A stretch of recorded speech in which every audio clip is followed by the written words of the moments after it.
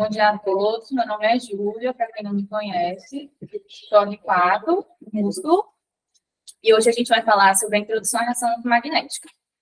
Primeiramente, a gente vai abordar um pouco da física da ressonância, depois vamos falar um pouco das principais sequências no músculo esquelético e dos principais artefatos. Então, antes de começar, a gente vai gravando essa sessão, tá? Vai testar aí como é que fica. Não está sendo transmitido para nada, não está vendo, tá? Bom dia, Brasil. Transmitir as coisas daqui, tá bom? Então, primeiramente, aqui é para a gente falar um pouco dos componentes básicos, né, de um aparelho de ressonância magnética, das bobinas. Quem pode começar?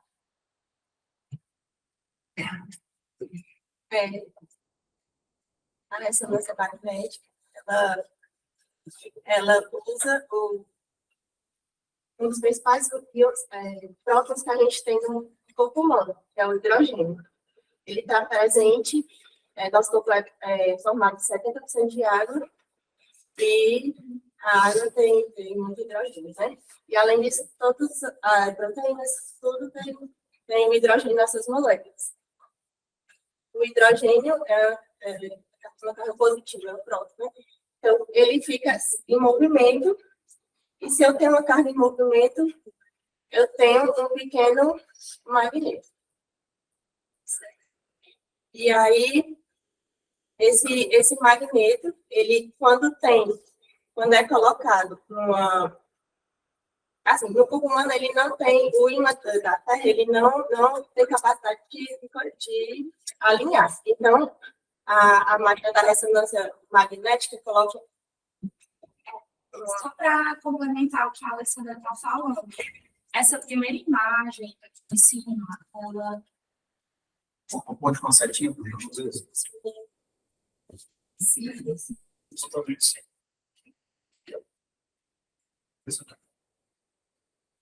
Sempre um novo aprendizado.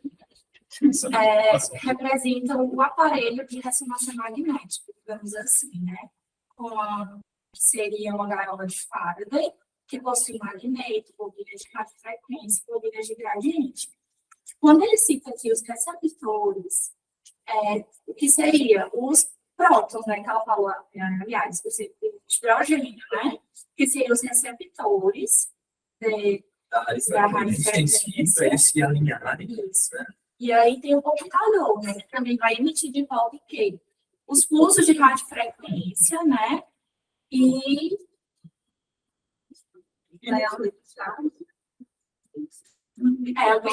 esses pulsos de radiofrequência. Se a R2 aí querem ajudar, também é complicado.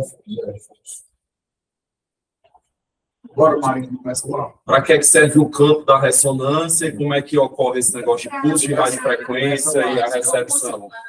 Começa aí. Daqui para mim, raspa o pai.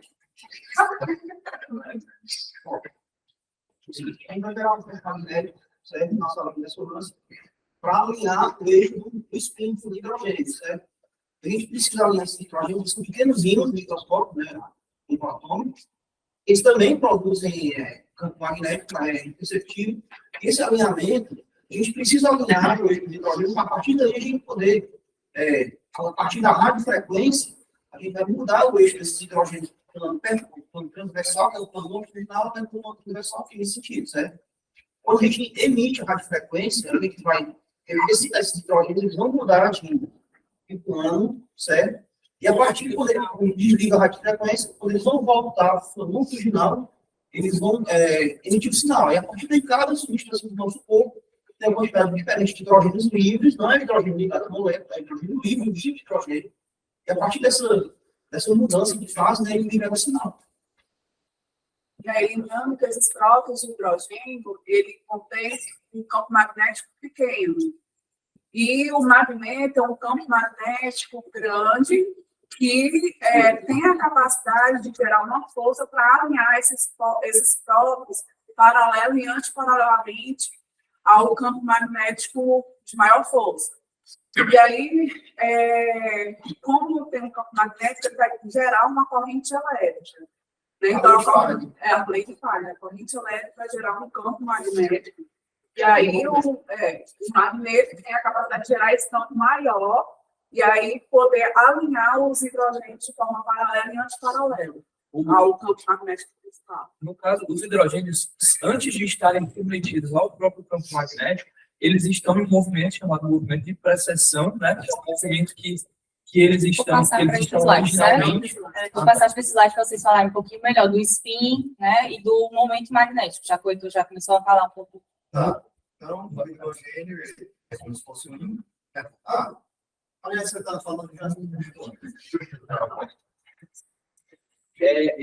O hidrogênio, ele originalmente ele está no nosso corpo, ele está em várias, como a Alessandra tinha falado, ele está em várias moléculas, várias substâncias do nosso corpo, e ele tem um movimento originário, né? Esse movimento original dele é um movimento de precessão, um movimento aleatório que não gera resultante. Eles estão em vários vetores aleatórios, mas esses vetores não geram resultante. Quando você submete ele a um campo magnético forte, ele vai ser alinhado na mesma direção. Só que alguns vão ser no sentido igual e alguns vão ser no sentido oposto, no sentido contrário ao campo magnético, certo? Só que aí, no caso, o vetor resultante desses prótons aqui, no caso, que são os casos que estão para cima, que estão a favor do campo magnético, no caso, ele vai ser chamado vetor de magnetização efetivo, o vetor de magnetização macroscópica, certo? Esse vetor de magnetização macroscópica, quanto maior o campo magnético, no caso, quanto mais potente a ressonância, a máquina de ressonância, maior vai ser esse vetor de magnetização, macroscópica. Importante também a gente falar que a própria máquina de ressonância, no caso, para ela conseguir magnetizar esses átomos de hidrogênio, esse átomo de hidrogênio, ela precisa fazer um campo magnético ressoar na mesma frequência, entre aspas, assim, na mesma frequência do átomo de hidrogênio. No caso, seria a frequência de Larmor, né? Que é a frequência do átomo de hidrogênio que ele está lá, é tipo como se fosse uma antena de rádio. Você precisa sintonizar naquela mesma frequência da estação de rádio para você conseguir escutar a rádio. No caso, para você conseguir fazer esse campo magnético, para você conseguir alinhar esses spins, essas moléculas de hidrogênio. Então, aqui só de uma forma para tentar organizar mais tudo que vocês falaram.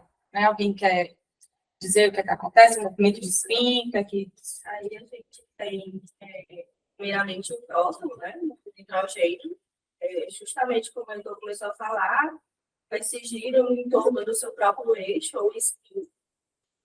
E aqui a gente tem a representação, por conta desse movimento, da formação de um campo magnético, aqui representado por essa seta. E aí, como a gente tem vários hidrogênios no nosso corpo, várias coisas compõem, tem o hidrogênio como composição, a gente vai ter os movimentos aleatórios de todos eles.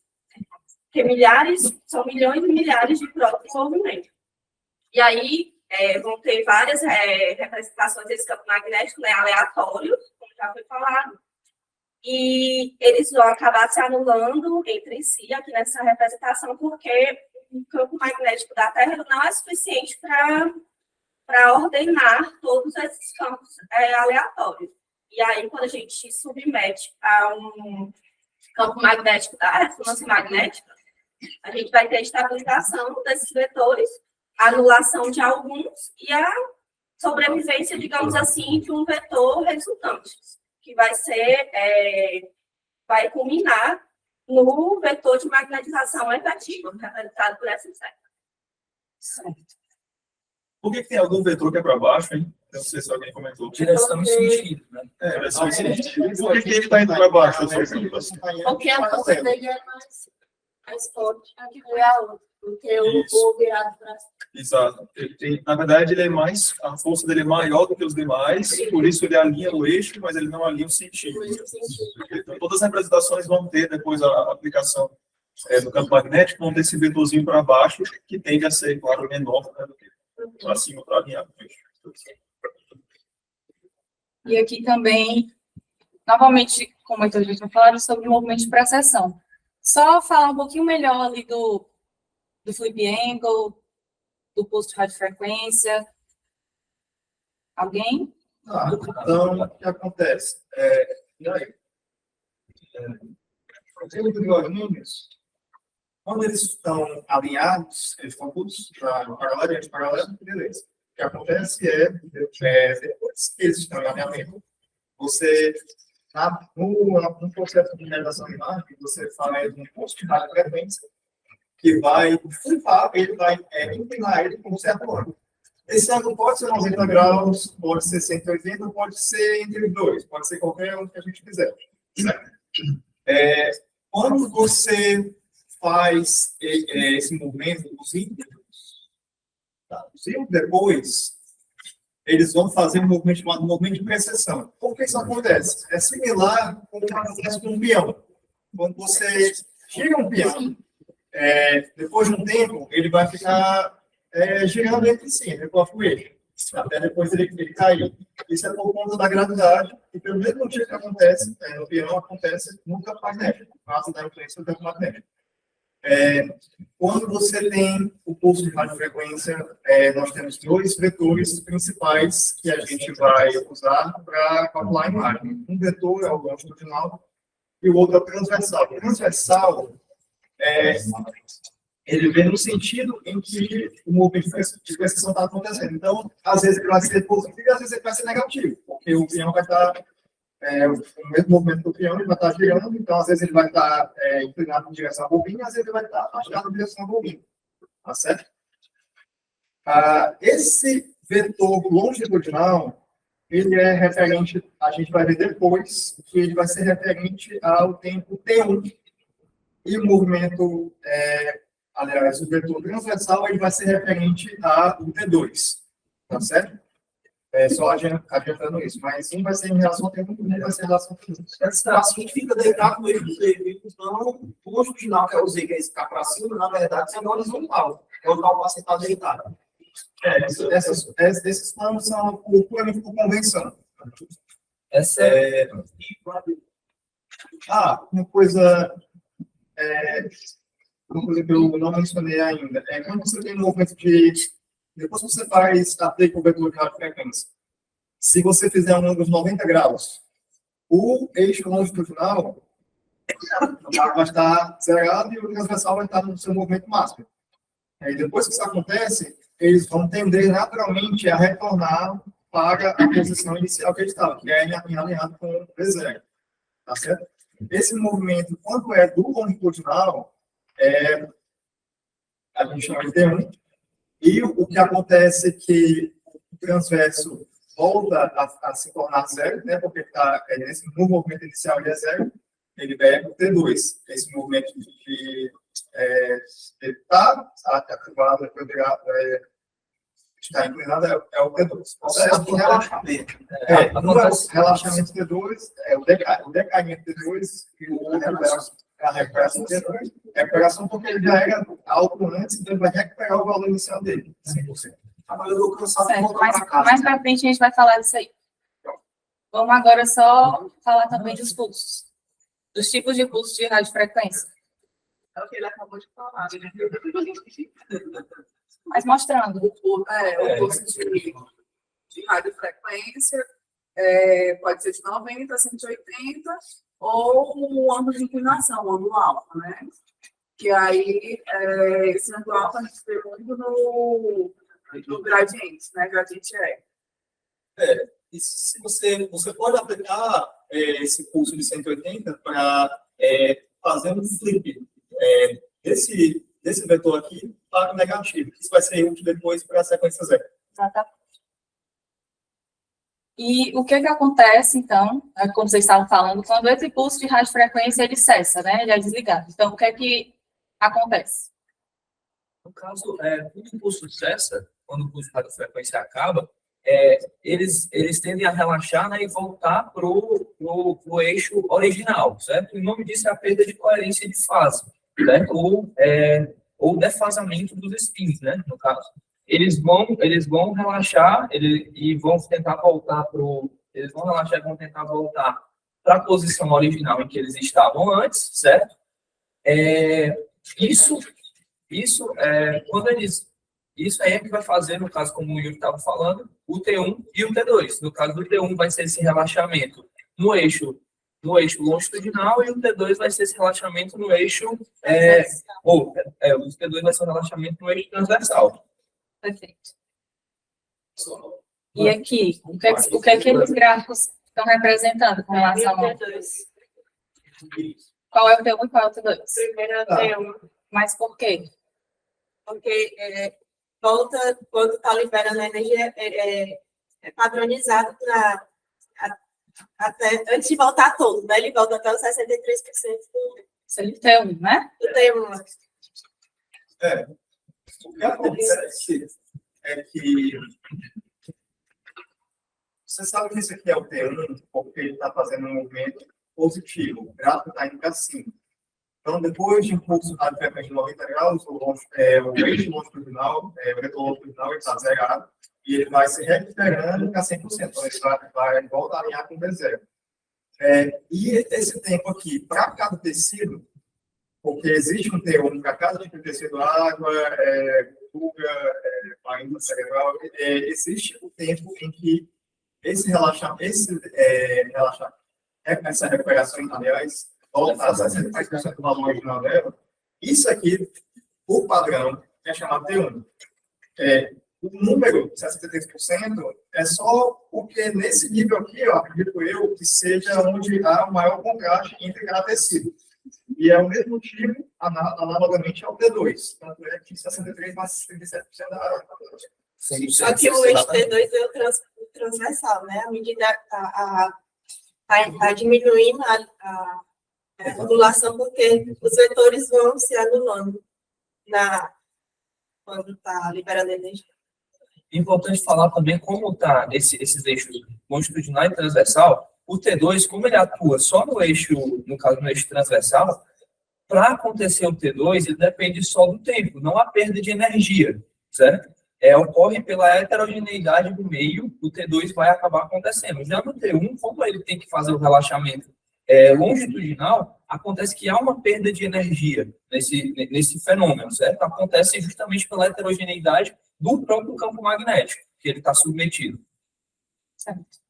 Então, o tempo T1 e o tempo T2 são essas duas constantes de tempo, né? T1, como vocês falaram, tempo necessário para a magnetização longitudinal recuperar 63% do seu valor inicial, e o tempo T2, que se refere ao plano transversal, é o tempo necessário que a magnetização dele atinja 37% do seu valor inicial. Então, de forma resumida, né? A física da ressonância é baseada nessa atividade eletromagnética do núcleo, principalmente o próton de hidrogênio. Cada núcleo gera um campo magnético, esses prótons se alinham de acordo com o vetor magnético resultante do campo externo. Os pulsos de radiofrequências, que são os pulsos, né, que determinam a angulação do vetor para o eixo transversal, que vai gerar a formação do sinal, e quando ele é desligado, esse vetor retorna ao vetor inicial. Aqui vamos falar um pouquinho do tempo de repetição, tempo de eco. Bom, o tempo de repetição, nesse caso, ele é o tempo entre a aplicação dos pulsos de radiofrequência, entendeu? Entre a aplicação de um pulso e o início do próximo pulso de radiofrequência. Já o tempo de eco, ele é o tempo entre o pulso de radiofrequência e o pico do eco que foi detectado, no caso, pelo aparelho,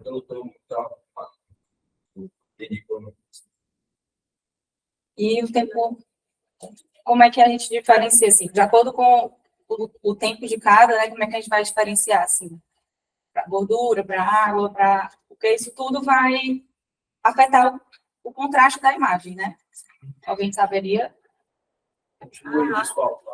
Porque cada não, pessoal. Como é que é o TR, o TR, o T1, TR, o TR, o T2? TR e T1 são os pulsos e do T2 são os negócios. Certo. A gordura volta mais rápido. A gordura ela cai e recupera Mais rápido do que a água.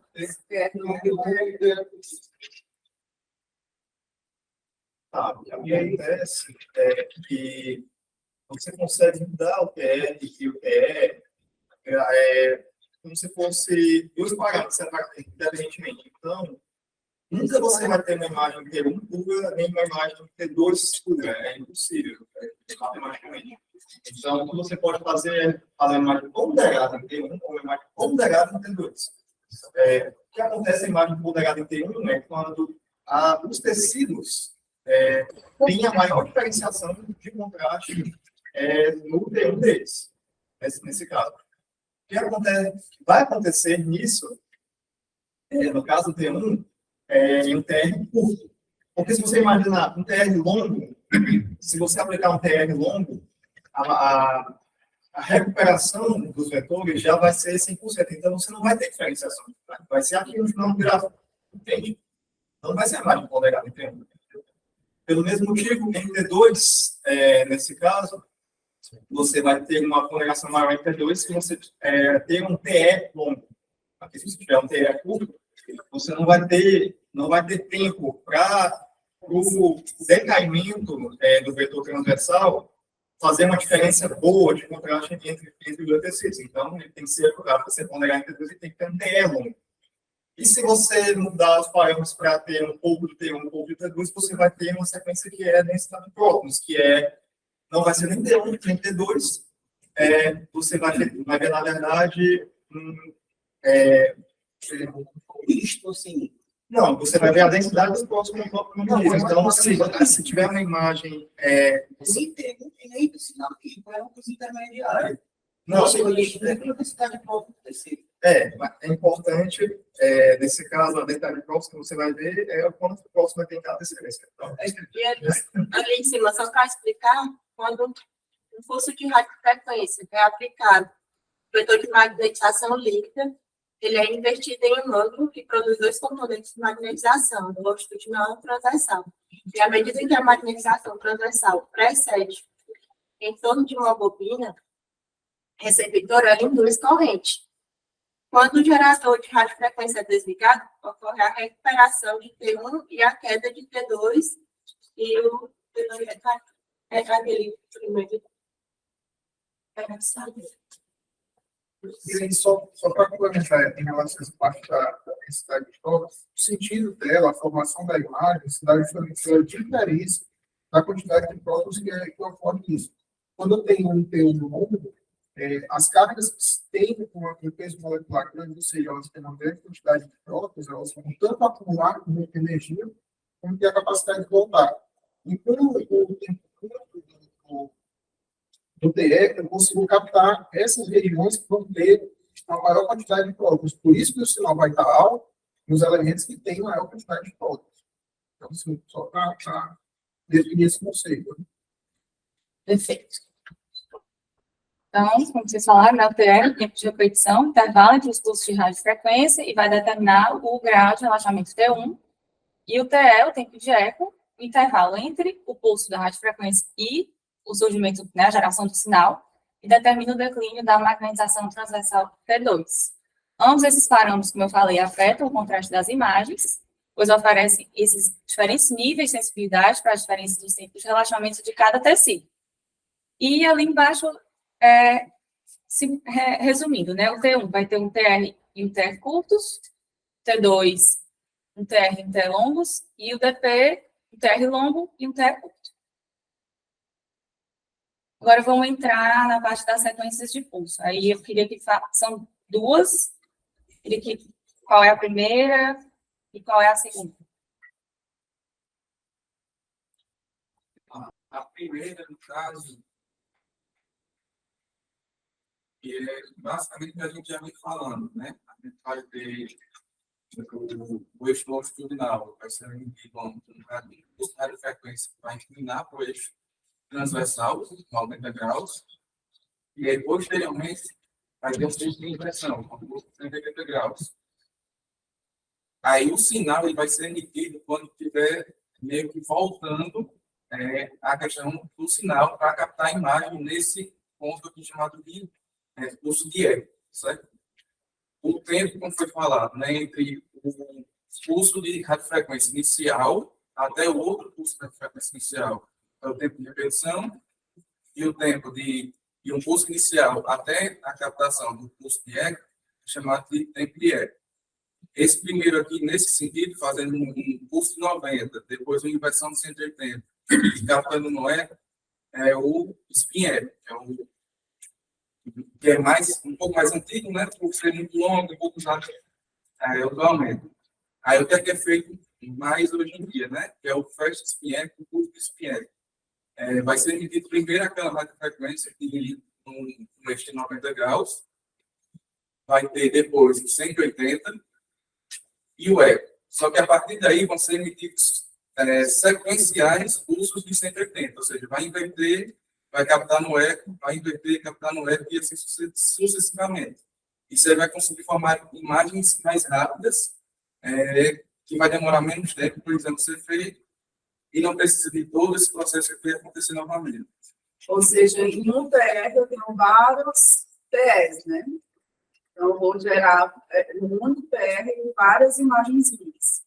E aí, o sentido, inclusive, dessa ordem do pulso de 90 e do 180 é justamente você homogeneizar o vetor médio, né, o vetor de magnetização média. Em resumo, seria como se eu recrutasse uma maior quantidade, porque tem moléculas com peso alto que não vão conseguir ser recrutadas no primeiro pulso de 90 graus. Ele faz o de 90, faz o de 180 para que ele gere uma maior quantidade pela lei de Faraday, né, uma maior quantidade de pulso eletromagnético transversalmente ao vetor, e aí ele consegue fazer um sinal melhor. A situação que se começa não com 90 graus, mas sim com 180. Já começa com 180, que é no caso Presente fala. Ele começa com 180 e o próximo 90, e seguida com 180, né? Que é o inverso de Cobre, que é usado na sequência de saturação do fluido, do estilo, flare, por exemplo, aqui que inverte o vetor, e é isso mesmo. Flare de estilo, né? A gente mais para gordura e o flare de fala pequeno. No caso, ele faz o pulso de 180, então muda o vetor de 180 graus. Quando o vetor daquilo que ele quer anular está no plano transversal, aí ele faz o pulso de 90 graus, recrutando e aí produzindo também no livro para o pulso eletromagnético produzindo sinal. Perfeito. Sendo que aquela substância que a gente quer suprir o sinal, ela não vai estar emitindo sinal, então ela vai suprir. Então vai estar no mesmo eixo de 90 graus. A gente quer o estilo, né, que é no caso a gordura. A gordura estiver no zero, a gente vai estar captando as outras estruturas. Se for ter gordura, não vai ter captado, porque vai estar no eixo do zero. Não vai estar emitindo sinal. Perfeito, isso mesmo. E por último, qual seria essa aqui? Tá, eu acho que aí ele está falando Pra gente.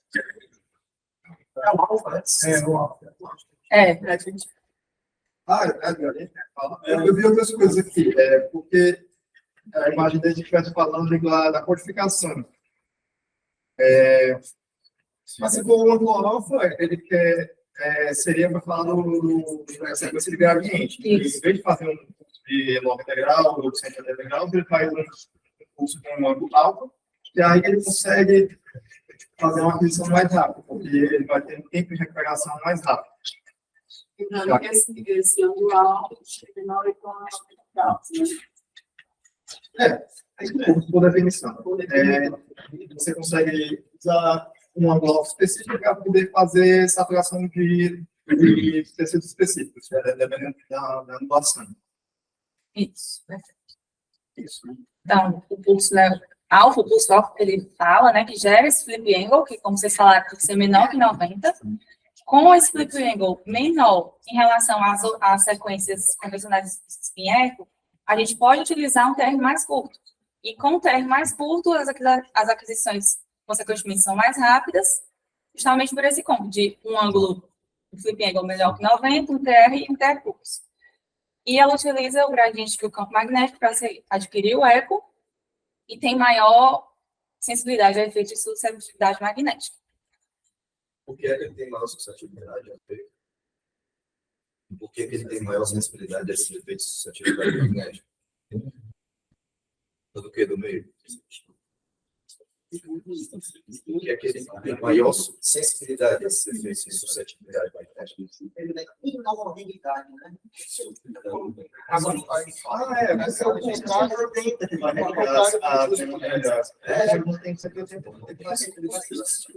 Por isso que o instinto, você consegue vencer esse não compatibilidade do campo. Você faz o 180 graus magnético, Então, agora vamos entrar na parte vamos falar das principais sequências de pulso, né, músculo esquelético, T1, T2X, TP e T277. Primeiro, qual essa sequência, né, e falar um pouco sobre ela. O que é bom para ver nessa sequência. Duas mais normalmente foram nessa imagem onde temos aqui a regular do sinal, a cortical do lado sinal. Com isso, a consequência de isso sinal, quando comparado a outros específicos. Esse é o perfil, por exemplo, do tempo. Ele tem tempo de recuperação muito tempo também de época. Nessa outra imagem aqui. Não, também é para representar o T1, certo? É como você falou, o T1 é bom para a gente ver gordura, né? E sangue subagudo, eles vão ter sinal alto. Os fluidos com baixo sinal. E é uma sequência boa para a gente avaliar. Também olhando para a bexiga, né? O líquido estaria com sinal baixo. Boa para avaliar a anatomia, a medula óssea, presença de hemorragias e também tem uma boa impregnação pelo meio de contraste. É mais para falar isso. A próxima.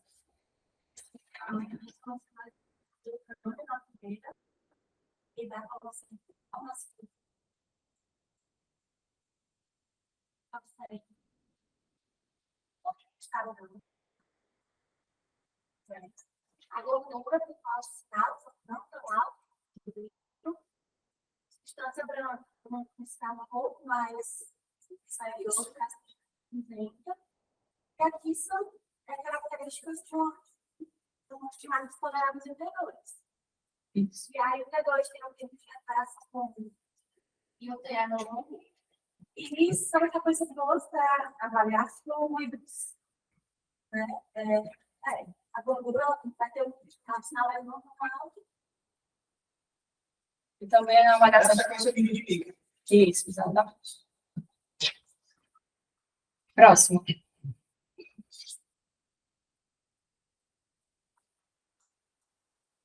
Aqui nós temos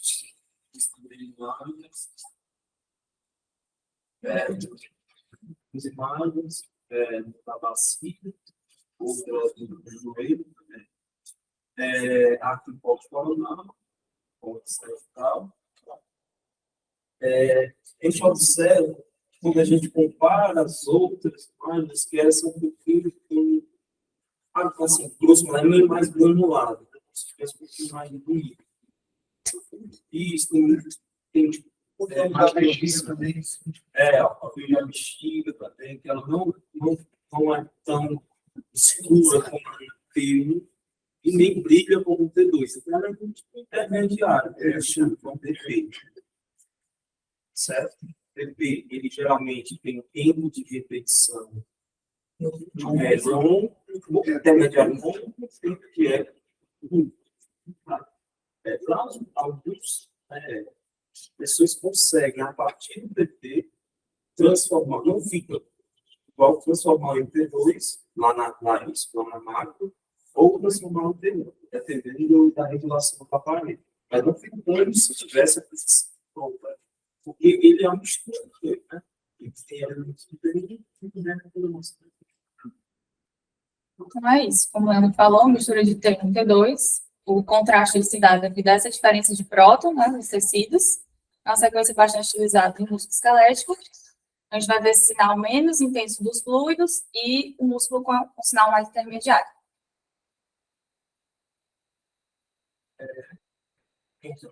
Professor, Porque ele é um pouco parcial, mas é um crânio, né? A gente observa que o líquido preto, né? Mas a gente tiver a substância branca cinza e a substância cinza branca, né? Então, não é um termo, porque não é a da anatomia. Mas como o líquido é preto, né? Também por sinal, a gente existe um prédio, certo? Então, ele tem cobre e o líquido suprime a sinal do líquido. Só um adendo. Lembrando que isso aí é um modelo da prática. Ela é a sequência da ponderação de depois da família tem outro. E lembrando que essa sequência dessa aula, mas ela não é tão usada mais no música, Sim, é mais mas para a literatura representar. que se dá uma pincelada dos animais para conhecer. Isso. É isso mesmo. Então, aqui, como vocês falaram, a sequência ponderada 32, a gente vai ter o sinal do líquido anulado, eu vou trabalhar as lesões corticais, periventriculares e lesões meninges. Aqui são duas sequências diferentes.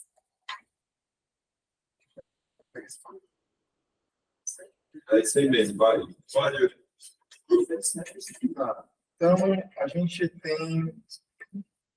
Eu acredito que seja para nortear essa imagem a diferença de uma sequência STI e uma sequência. Aponta aí. Então, acredito que essa aqui seja a sequência STI e essa aqui seja a sequência FET7. A sequência STI, como o doutor Tiago falou, ela tem um pulso de 180 antes da sessão. Então, ela elimina a heterogeneidade do campo e é menos suscetível a artefatos. Então, se você tivesse só essa imagem aqui, você diria que é isso, uma área de edema, mas cuidado. Se não for no STI, ela está um pouco aqui, está um pouco mais afastada do campo, isso aqui provavelmente é artefato, certo? Quando foi feito o STI, não é. Certo? Como é que chama esse artefato?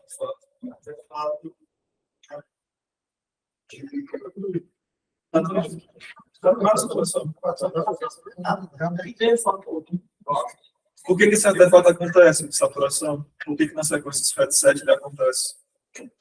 O Ivo explicou o STI. Por que o STI não acontece? Por que na sequência FET7? Porque não tem. É o mecanismo da FET7.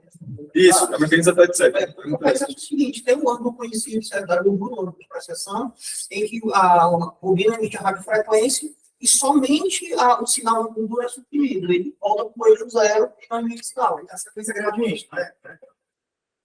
Não necessariamente, mas não é gradiente teria também. Isso, exatamente. Não necessariamente. A inomogeneidade do campo, né, porque não chama de heterogeneidade, né? A inomogeneidade do campo tem os dois princípios, né? Só que o Ivo estava falando é exatamente, você sabe qual é o valor de percepção da gordura, então você determina na máquina aquele valor, só que como o campo na periferia ele é inhomogêneo, ele é mais inhomogêneo, o artefato de saturação acaba acontecendo na periferia do campo e não no centro, por exemplo. Você está na periferia da bobina, no caso, da captação. Porque a máquina tem dificuldade para reconhecer aquela parte da gordura. Mas como no STI, como o pulso começa já negativo, com 180, ele é muito forte, ele vai puxar tudo lá para baixo. E aí o sinal vai sendo adquirido das outras coisas pelo tempo da gordura. Né? Então, são princípios diferentes. Por que a gente não usa só STI, já que é tão melhor? Então, só pra... A imagem é mais granulada também, né? A imagem é meio borrada, tem mais definição. Não vai defender, realmente. STI é menos anatômico. Né? Uma sequência mais anatômica. Você vê mais detalhes no T2 FET7, né? Só comparar um com o outro. Você vê que o estilo dele. Aproveitando a viagem, quais são as lesões que tem aí? Vão perder um caso bonito, né? O quê?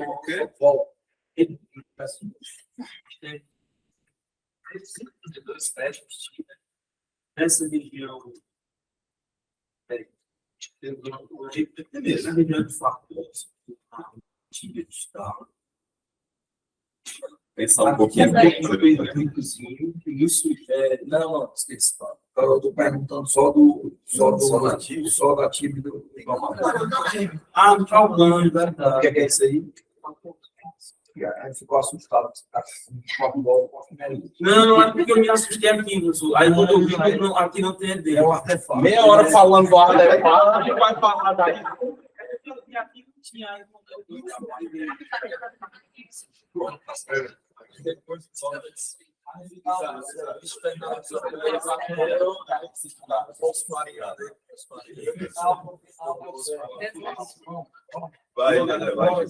Então, aqui são as sequências com saturação de gordura, né? O STI, a saturação por frequência. Isso é importante. É, o STI, ele tem um TR longo e TR curto. Aquele esquema da inversão da recuperação, o pulso gerado antes da radiofrequência para anular o sinal da gordura durante aquela inversão do vetor. Vamos ter um alto sinal do líquido embaixo da gordura. Não é utilizado normalmente com contraste, porque o sinal também pode ser anulado. Também é uma sequência sensível a artefatos de susceptibilidade magnética.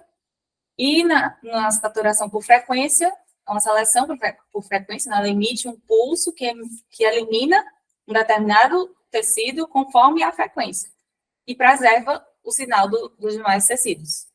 E ela pode já ser usada após o contraste. E ali ela está sujeita ao artefato de ângulo mágico, como a gente viu na imagem, que a gente vai falar mais na frente melhor dele. Aqui outra sequência. São duas diferentes também.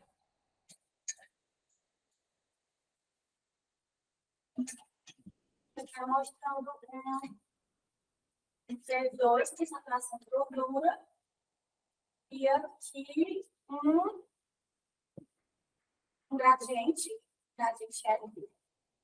Isso. Assim, está uma imagem mais granulada e a gente consegue observar melhor essa imagem aqui que está posterior à reticular, né? A gente não consegue visualizar tão bem, só com uma área heterogênea, mas aqui a gente visualiza um baixo sinal. E aí a gente lembra que o gradiente é para voltar para sangue e a dor para meio classificação. Aí, nesse caso, Aproveitando isso aí, qual seria o artefato? Qual seria esse artefato? E qual a qual o patologia? artefato, qual a lesão? Posterior ao LCP. Sim. Que é isso? Calcificação. É o quê? Calcificação. Se fosse uma calcificação. O que deu o artefato? Para que você do gradiente? Tá, mas essa lesão parece uma lesão focal, né? Se não textura globular pigmentada é difusa, né? E aí, não sei. É porque é parecido.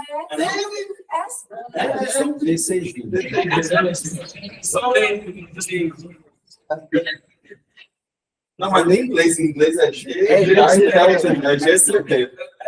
Errou, então.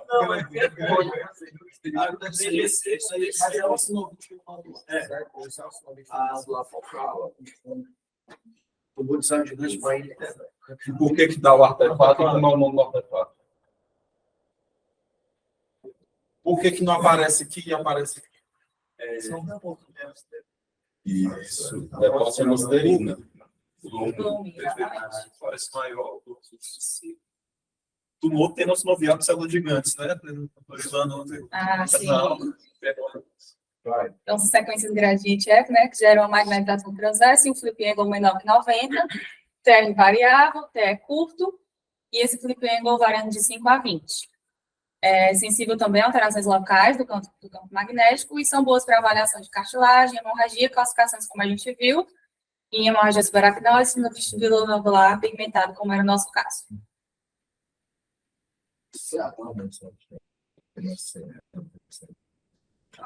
Aqui tem uma lesão, aqui mais baixo sinal, em T2, adjacente ao ilho direito,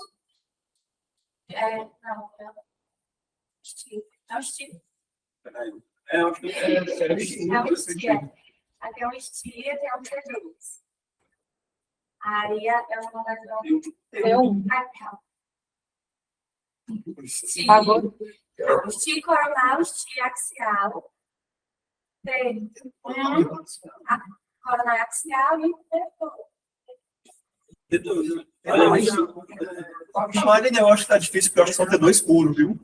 É, eu acho que pode ser T2 puro. As duas ali são T2 puro. E essa também. A B e a C. Se for Porque o sinal está muito alto da lesão para você pensar em T1, né? Infelizmente a bexiga não está aparecendo, né? Isso, mas deixando confuso também por isso. Eu creio que ali é o gás do reto, né?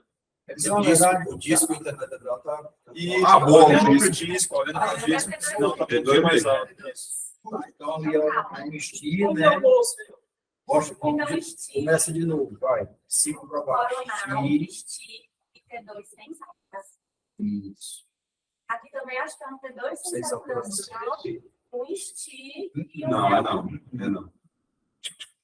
E o bolso? Aí, China. Aquela outra sequência é um T1 Fred 7, né? Ou lava, né? E aqui deve ser um T1 puro, né? Porque é um T1. Então, Por quê? Sabe? Porque você olha no fórum sacral. Os fóruns sacrais não tem sinal, eles vão ter um Fred 7, com contraste para o ofício, ou não. Não sei.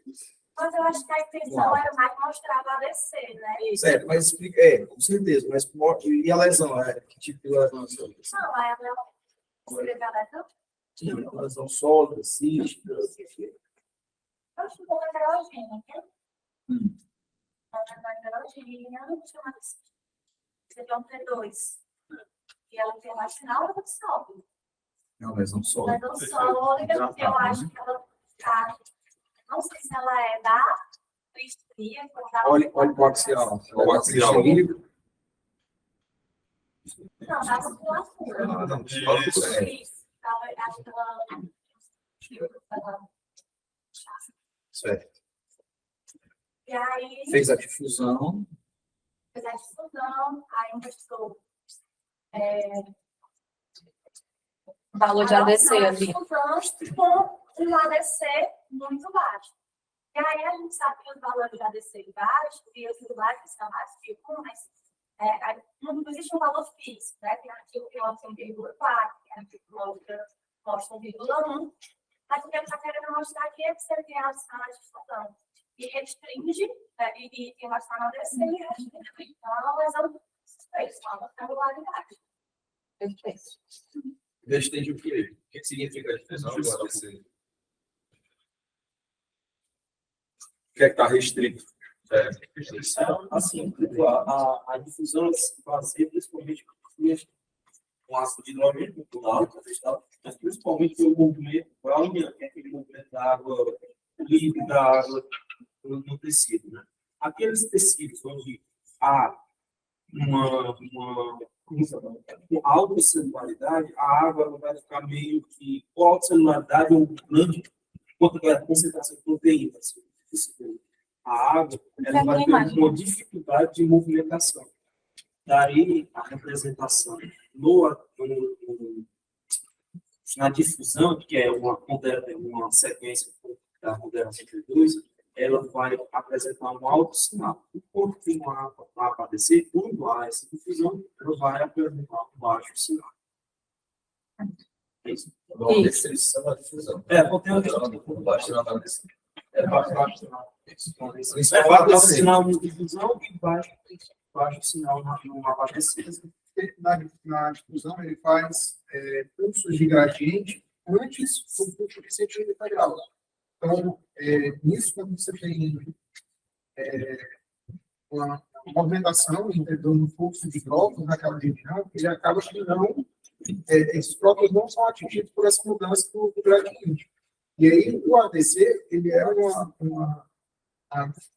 logaritmo negativo entre as imagens com e sem o gradiente. Por isso que quando tem a queda de sinal, ele está indicando que houve essa restrição, houve essa diferença. Certo. Então, a difusão, na medida desse movimento aleatório browniano das moléculas, como o Leandro falou, tecidos altamente celulares ou com edema celular, eles têm coeficientes de difusão mais baixos e são úteis na caracterização desses tumores. Não tem um valor específico, como a Marina falou, mas úteis para uma maior precisão de diagnóstico. Então, valores de ADC tendem a ser mais altos, geralmente são tumores benignos, e valores de ADC mais baixos, como era no nosso caso, falam a favor de malignidade.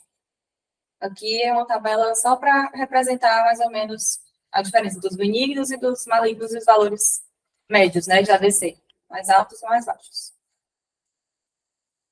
E, para finalizar, os principais artefatos em músculo esquelético. Artefato de movimento, né? Isso aí.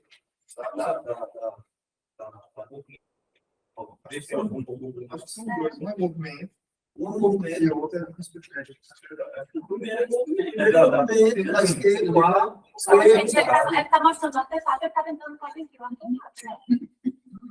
Eu acho que o primeiro ali você dá para ver que tem vários assim. É imagens fantásticas. Espaço de fluxo, né? Como é que a gente faz para corrigir?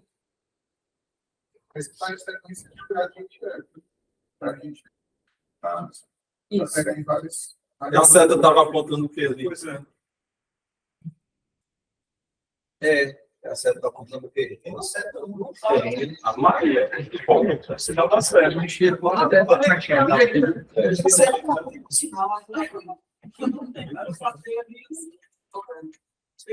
Era o que está faltando aí.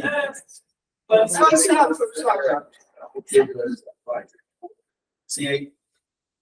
Então, artefatos de fluxo, né, sobre a produção das imagens e da pulsação periódica de estruturas vasculares ou do LIPO, né, também a gente vê muito no LIPO.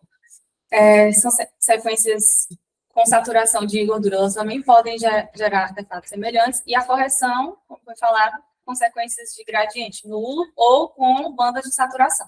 Na verdade, assim, você não vai fazer um gradiente porque isso acontece. Você faz, corrige com banda de saturação. Certo? Porque você quer haver um T2, né? Vamos lá, um DP. Certo? Então, você corrige, você quer fazer um DP. Entendeu? Então, você não corrige fazendo outra sequência. Corrige o DP. Entendeu? Isso. Outro exemplo da Você saturação. mudando a fase também, você altera isso. Né? Você pode mudar a fase também. Você muda a fase e você muda o artefato. Mudar a orientação. A orientação do artefato. Que a gente vê isso, por exemplo, na horta, né? Os cortes axiais na coluna, as atividades da horta, e aí você pode ter uma versatilidade. Uma vez um cirurgião de abdômen me ligou porque não tinha se dado um nódulo no fígado, né? Então, na verdade, não era um nódulo, era a pulsação da veia cava. Entendeu? Então, ele viu, olhou, só um nódulo no fígado que não foi dado. Se você mudar a fase, né, o artefato vai cair assim, em vez de estar assim. Você tira do fígado. Isso é bom, né? Aqui parece uma pulsação também. Não, parece não, viu? Ô, Ives, ali o vaso estava no longitudinal e o artefato estava no mesmo sentido do vaso. O vaso aqui está no transversal. E o artefato está no... As linhas paralelas. Não, cara, um vaso no transversal você vai ver bolas e não linhas. Isso. Preste atenção como essas linhas, elas estão exatamente no mesmo sentido da coluna. A coluna tem uma angulação e as linhas têm essa mesma angulação. Então, é a repetição do trajeto dela, do fluxo dela. Voltando lá para a outra imagem, ó, veja que a horta não tem influência nenhuma, não tem nada relacionado a horta é uma bola. O artefato ia ser uma bola. O artefato ia ser uma bola. O artefato seria O artefato ia ser aqui. Isso, para cima, Lá abaixo. O artefato é totalmente diferente, são faixas, né? Não tem relação tão grande. Isso é de movimento. Qual é o movimento que o paciente está fazendo aí? Qual é? Se levantando? Respiração. Você aprendeu a respiração. Artefatos em sua produção, artefatos fantasmas, mostra a movimentação dos tecidos, voluntárias ou involuntárias, e vai corrigir com sequências mais rápidas, né? Peste espinheco, ou um posicionamento, tem sequências, às vezes, que faz de acordo com a respiração do paciente. Sequência trigada. Obrigada. Você coloca o trigger respiratório, né? E o aparelho siga o aparelho com os de frequência, a depender do ciclo respiratório. Então, as duas formas de você fazer isso. Semelhante com a sua prevenção. Mais leve. Antigamente, não existia sequências rápidas T2. Então, só tinha uma forma que era trigado. Entendeu? Porque você não vai, a sequência dura 3 minutos. O cara não vai parar de respirar 3 minutos. Né? Então, você faz o quê? Trigger. Usa o trigger, né? E aí você solta a sequência. Entendeu? Então, ele vai. Isso diminui esse tipo de artefato. E agora, claro, tem as sequências rápidas, faz 40 segundos, o cara consegue segurar a respiração 40 segundos. Não segure, aí respire, segure, e aí você faz a sequência rápida. Aqui é um artefato do ângulo humano. ele acontece, é importante na sequência do esquelético, para você ver o que pode acontecer bastante. O que acontece é quando as fibras musculares, fibras tendinosas, têm um ângulo específico, elas vão estar em alinhamento, porque elas são fibras, elas são alinhadas naturalmente, mas elas vão estar alinhadas com o eixo magnético, e elas não vão ter um sinal mais alto. Tá certo? Então, vai simular lesão, quando isso acontece. Certo, e o que é que você pode fazer para tirar o artefato? E em quais sequências aparece o artefato e o que você pode fazer?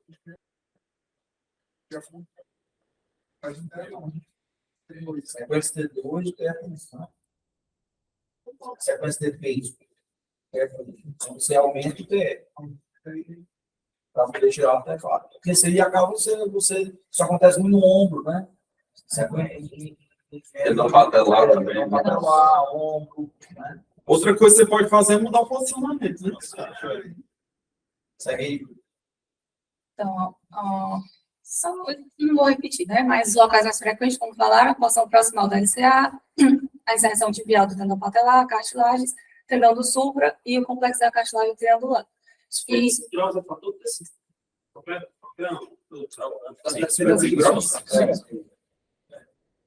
próximo.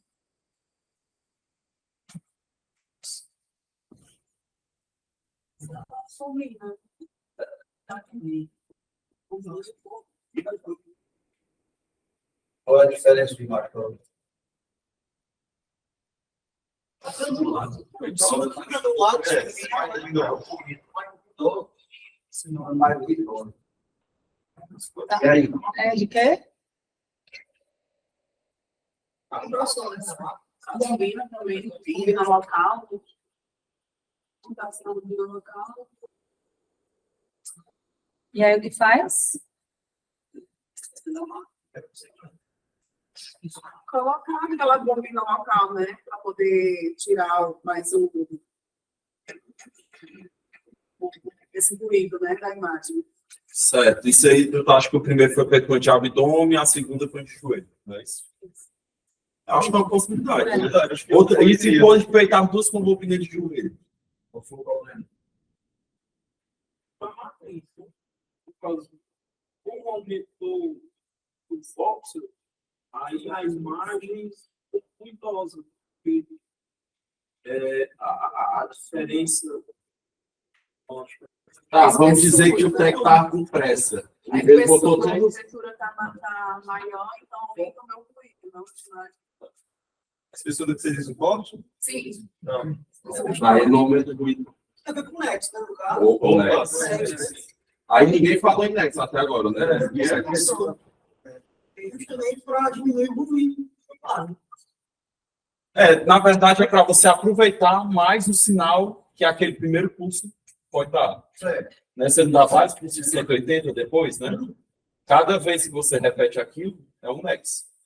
Tipo, você pinta na parede, né? Você vai dando a pincelada e vai Exatamente. Então, se a gente aumentar o Nex, por que a gente não aumenta o Nex para, por exemplo, 10? A gente usa 2. Por que a gente faz 10?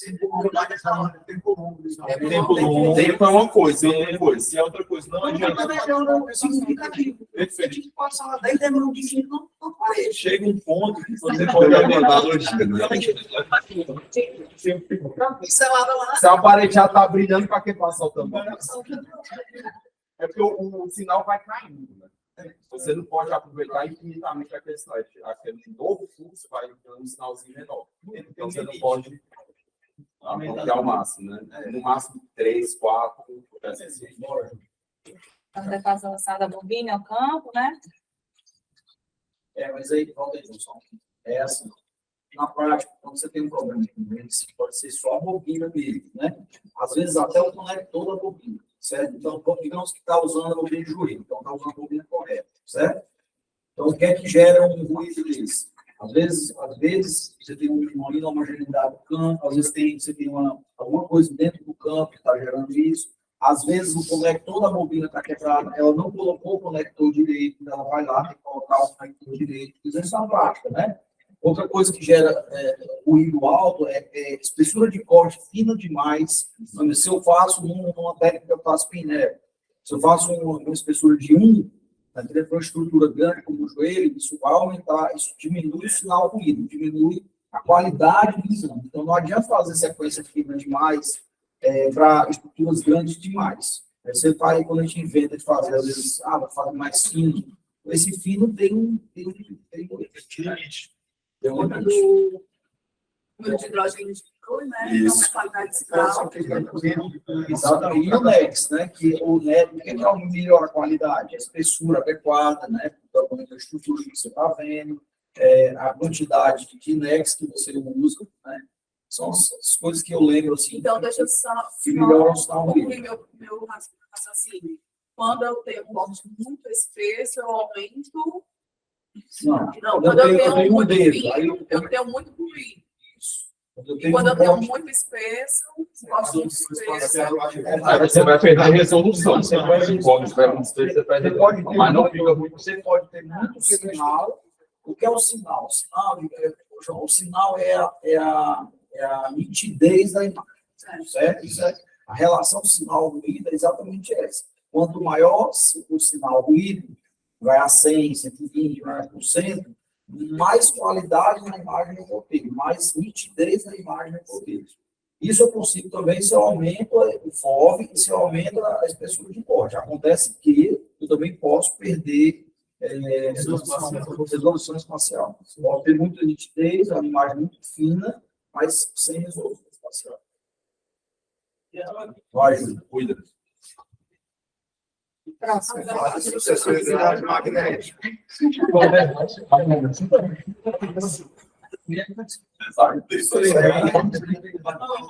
Assim, o material não é feito de hidrogênio, né? É feito, sei lá, de plástico, titânio, algum material. Aí, como a gente manda aquele pulso de radiofrequência que vai emitir sinal, é apenas aqueles que têm hidrogênio. Como ele não tem, ele não vai emitir sinal.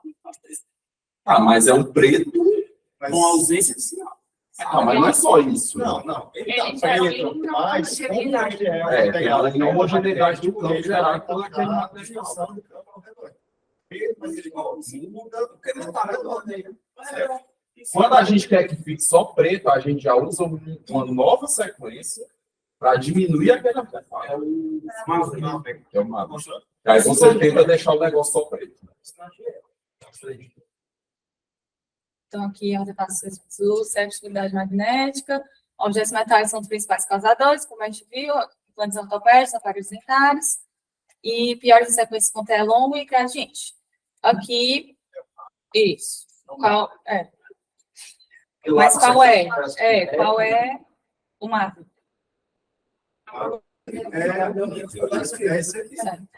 Também tanta performance.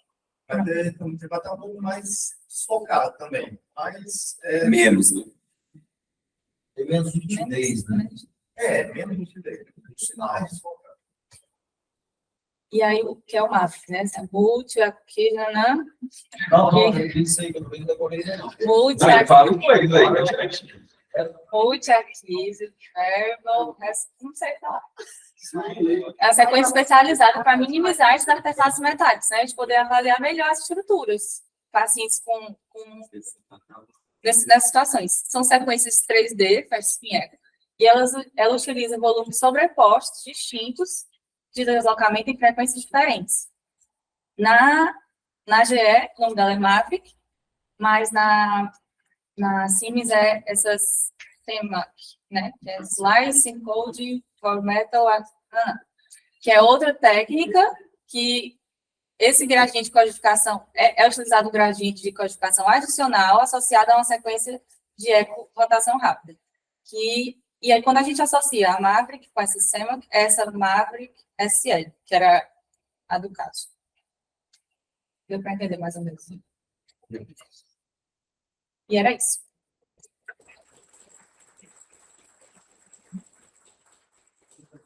Bom.